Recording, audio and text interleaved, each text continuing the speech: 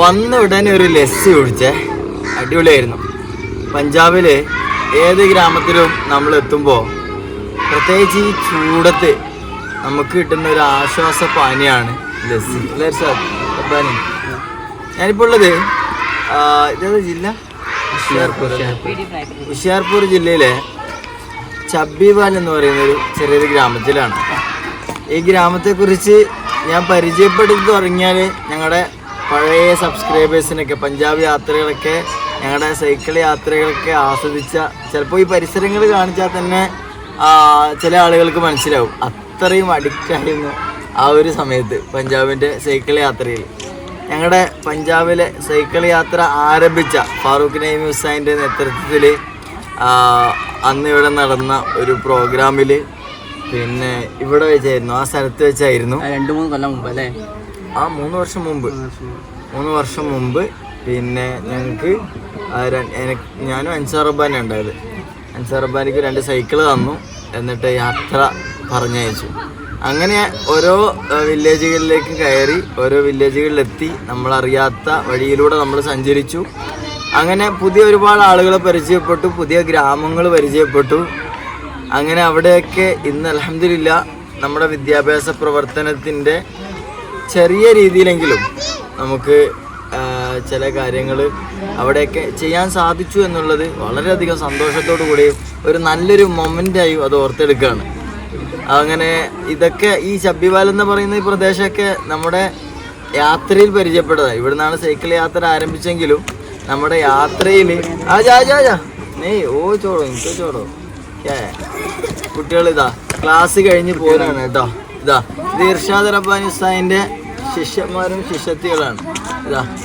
അവരെല്ലാം കണ്ടോ ക്ലാസ് കഴിഞ്ഞ് പോവുകയാണ്.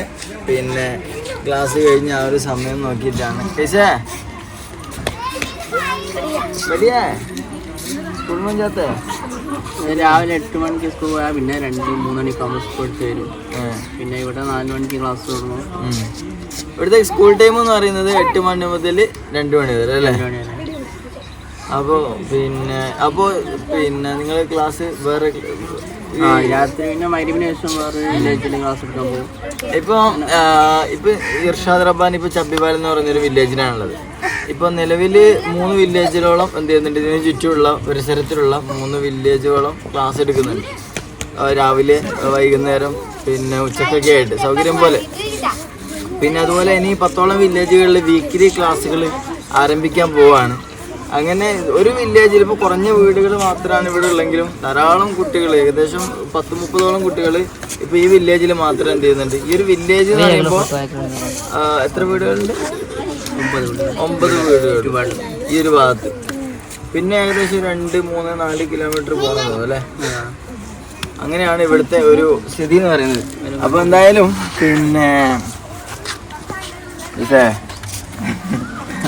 പിന്നെ ഇവിടെ ഈ ഒരു വില്ലേജിൽ ഞാൻ ഇവരൊക്കെ ആയിട്ട് കുട്ടികളായിട്ടൊന്ന് ഇൻട്രാക്ട് ചെയ്യാൻ വേണ്ടിയിട്ടാണ് ഞാൻ വന്നത്. പിന്നെ അപ്പോൾ എനിക്ക് ആ ഒരു നല്ല ഓർമ്മ, അന്ന് വലിയൊരു പരിപാടി ഉണ്ടായിരുന്നില്ല. കാരണം ഉസ്താദ് ഇവിടെ പ്രസംഗിച്ചത് പറഞ്ഞാൽ ഈ സദസ്, അതായത് ഈ പഞ്ചാബികളൊന്നും ഇതുവരെ കേൾക്കാത്ത രീതിയിലുള്ള നല്ലൊരു പ്രഭാഷണം കേട്ടോ. ആ സദസ് കണ്ടാൽ നമുക്ക് മനസ്സിലാവുമായിരുന്നു. അന്ന് ഞാനാണ് ആ വീഡിയോ എന്ത് ചെയ്ത് പിന്നെ അപ്പോൾ അങ്ങനെ അത്രയും നല്ലൊരു പ്രോഗ്രാം ആയിരുന്നു. ആ മൊമെന്റ്സ് ഒക്കെ ഞാനിങ്ങനെ ഓർത്തെടുക്കുകയായിരുന്നു. അപ്പോൾ എന്തായാലും സന്തോഷം റബ്ബാനി. പിന്നെ ഗ്രാമകാഴ്ച എന്ന് പറയുന്നത് എല്ലാ ഗ്രാമങ്ങളിലും നമ്മൾ കാണുന്നത് പോലെ അതെല്ലാം ഒന്ന് കാണിച്ചു കൊടുത്തോ. എല്ലാം കണ്ടില്ലേ?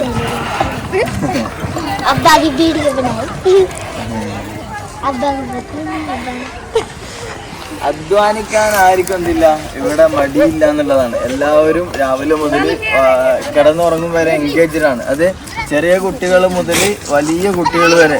ഇപ്പോൾ ഈ ക്ലാസ്സിലെത്താൻ വൈകുന്ന കുട്ടികളുടെ കാരണം ചോദിച്ചാൽ എന്താ പറയാ, ഗോബർ, അതായത് ഈ ചാണാൻ വാരലാണ് മക്കളുടെ ജോലി. പാല് കറക്കാന്നുള്ളത് ഉമ്മാൻ്റെ ഉത്തരവാദിത്തമാണ്. പിന്നെ പശുവിന് ആവശ്യമായ പുല്ല് കൊണ്ടുവരാന്നുള്ളത് ഉപ്പയുടെ ഡ്യൂട്ടിയാണ്. ആ പാല് കൊണ്ടുപോയി വിൽക്കാന്നുള്ളതും ഉപ്പയുടെ ഡ്യൂട്ടിയാണ്. അങ്ങനെ എല്ലാവർക്കും എന്ത് ചെയ്തിട്ടുണ്ട്, ഇവര് കുടുംബത്തിൽ ഡ്യൂട്ടി ഡിവൈഡ് ചെയ്തിട്ടുണ്ട്.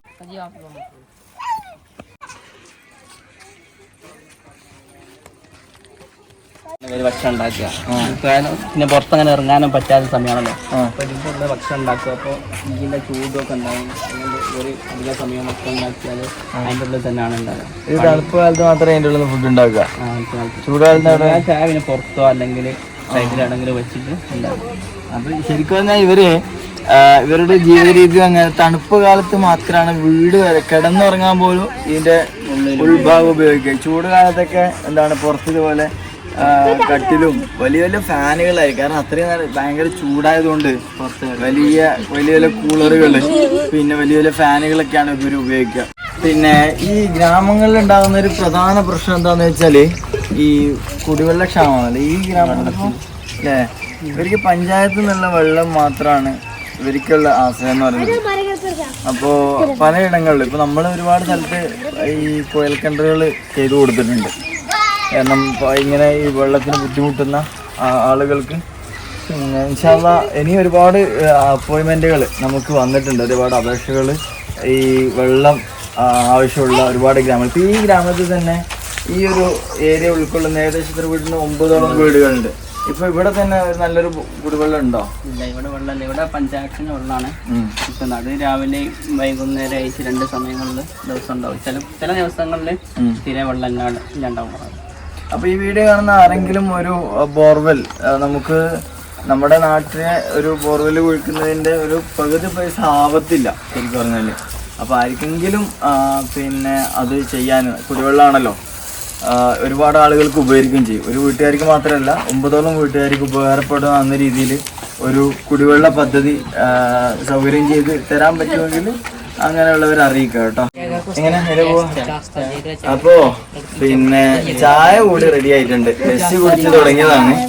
പിന്നെ ചായ കുടിച്ച് അവസാനിക്കാവുന്ന രീതിയിൽ നമ്മൾ ഈ വീഡിയോ എടുക്കുന്നതിനുള്ളിൽ തന്നെ അവിടെ അടുത്ത വീട്ടിൽ ചായ റെഡി ആയിട്ടുണ്ട്. ഇതാണ് പഞ്ചാബിൽ ഏതൊരു വില്ലേജിലും നമ്മൾ കയറി ചെല്ലുമ്പോൾ അവർ നമുക്ക് നൽകുന്ന ആ ഒരു സ്വീകരണം കേട്ടോ. അവർ വന്ന ഉടനെ നല്ല അവിടെ പുറത്തുള്ള ആ ഒരു മഞ്ചിലൊക്കെ തട്ടി പിരിച്ച് കുടഞ്ഞ് അവിടെ നല്ല ഭംഗിയാക്കി ഒരു എന്താ പറയുക ഷീറ്റിൽ പിരിക്കും. എന്താ പറയുക ബെഡ്ഷീറ്റ്. ബെഡ്ഷീറ്റൊക്കെ പിരിച്ച് നമ്മളവിടെ ഇരുത്തും. നല്ലൊരു ലസ്സി അന്ന് തുടങ്ങും. അങ്ങനെ അവസാനം ചായ കുടിച്ച് പിരിയുന്ന ഒരു ആതിഥ്യ മര്യാദയാണ് നമുക്കിവിടെ കാണാൻ പറ്റുക. അപ്പോൾ എന്തായാലും അടുത്തൊരു വില്ലേജിൽ നമുക്കൊരു പുതിയ വിശേഷങ്ങളായിട്ട് നമുക്ക് വീണ്ടും കാണാം. അതുവരെ കാത്തിരിക്കുക. Bye bye.